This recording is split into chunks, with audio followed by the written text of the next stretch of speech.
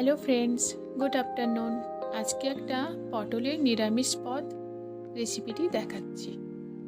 এটা আমি social media থেকেই দেখেছি, দিয়ে প্রথম করেছিলাম। খেতে খারাপ হয়নি।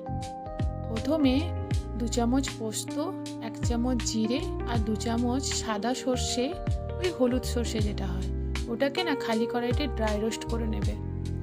তারপরে মেশিনে ওটার একটা পেস্ট বানিয়ে নেবে।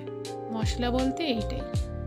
তারপরে পটলটাকে যেমন তেল পটল করলে যেরকম পটলটাকে কাটা হয়, একটু চোকলা থাকবে একটু থাকবে না, সেরকমভাবে পটলটাকে কেটে নুন হলুদ দিয়ে বেশ লাল করে ভেজে তুলে রাখবে। তারপরে বেশ কিছুটা সর্ষের তেলে গোটা গরম মশলা ফোড়ন দেবে, এলাচ লবঙ্গ দারচিনি।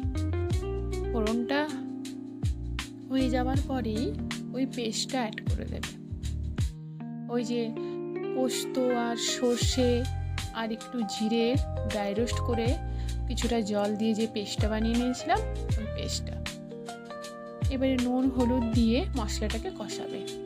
মশলাটা কষিয়ে যখন তেল ছেড়ে যাবে তখন সামান্য একটু জল অ্যাড করবে, খুব বেশি জল দেবে না, কারণ এই রেসিপিটি একদমই তেল পটলের মতন মাখা মাখা হবে।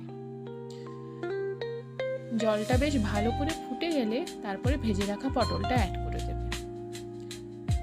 তারপরে ঢাকা দিয়ে যতক্ষণ না পটলটা সেদ্ধ হচ্ছে ততক্ষণ ওয়েট করবে। পটলটা সেদ্ধ হয়ে গেলে উপর থেকে ধনেপাতা কুচি ছড়িয়ে দেবে, ব্যাস তারপরেই নামিয়ে নেবে। গরম গরম ভাতের সঙ্গে ভালোই লাগে খেতে। আর নিরামিষ দিনেই পদটা করে দেখতে পারো। আমি প্রথমবারই করলাম আর প্রথমবারই খেলাম, খারাপ হয়নি, জানো, ভালোই হয়েছিল।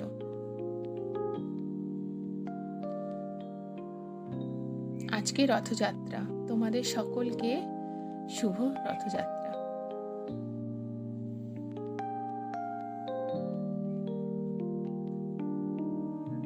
তোমরা একবার বানিয়ে খেয়ে দেখো তোমাদের কেমন লাগে, তারপরে তোমরা কখনো কমেন্ট করে বলো। আমাকে খুব একটা খারাপ লাগেনি, ভালোই লেগেছে। চলো রেসিপিটা তোমরা দেখতে থাকো।